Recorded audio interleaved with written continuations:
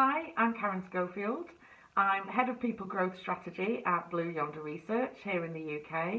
I'm also a keynote speaker and trainer on the topics of happiness and resilience and mental well-being. And I just want to say a couple of things today about mental well-being and specifically in relation to time. I think often we don't think about time as being a really precious commodity that we have. It's something we have a lot of control over, the way that we spend our time. And actually, what I would challenge you to do or to think about is, first of all, the way that you spend your time from a mental well-being perspective. So, are you spending enough time with people around you who care about you and who you care about? Are you spending enough time doing things that make you feel happy and that generate positive emotions, whether that's alone or whether it's with other people?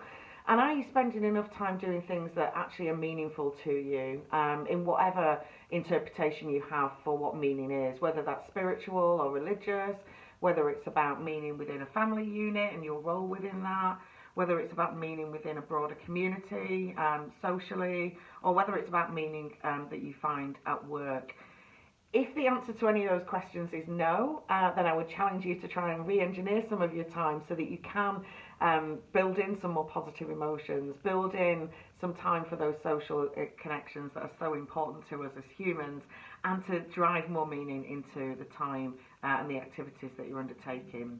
And then secondly, thinking about those activities that you're undertaking and the way that you spend your time, I would also challenge you to think about how you can bring sort of more new experiences into your life. So whether that's new ideas, new ways of thinking, and completely new experiences. The reason I say that is because the more that we experience new things, the better equipped our brains become to deal with challenges. The more we expose our brains to different situations, the more flexible our thinking becomes. We effectively develop more new neural pathways and forge new connections within our brains. So if you can expose yourself to more new ideas, to new experiences, the next time you're faced with a challenging situation, the better equipped you're likely to be to deal with it, because your brain has more experiences and more kind of knowledge and more of these neural connections that it's able to deal with those challenges. And ultimately, resilience is not just about getting through difficult situations, it's also about your ability to be adaptable in the face of difficult situations and to bounce back. So the more flexible we can be with our thinking, the more open, the more that we can expose ourselves to different things, the better it is for our brains. And resilience definitely is something that we can train like a muscle. It's something that we can learn and we can develop and we can work on. So think about how you're spending your time.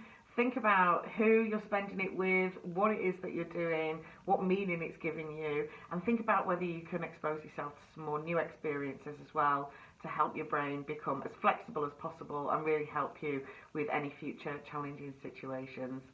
I'd love to hear any feedback in the comments that you've got on what I've said today, and also to hear about any new experiences maybe that you're going to be putting yourself up for. I've recently started doing Tai Chi, which is a completely new experience for me. I'll be honest, I'm finding it difficult to remember all of the kind of sequence every time I do it, but I am starting to see that, it is proving to be beneficial for me from a kind of mental well-being perspective. It's also getting me out of the house a little bit more when I'm largely working at home and getting me to meet new people, have positive experiences with them, and ultimately it's giving me meaning as well as being a new experience. So I'd love to hear what it is that you're doing or what you're planning to do in the comments below. Thanks.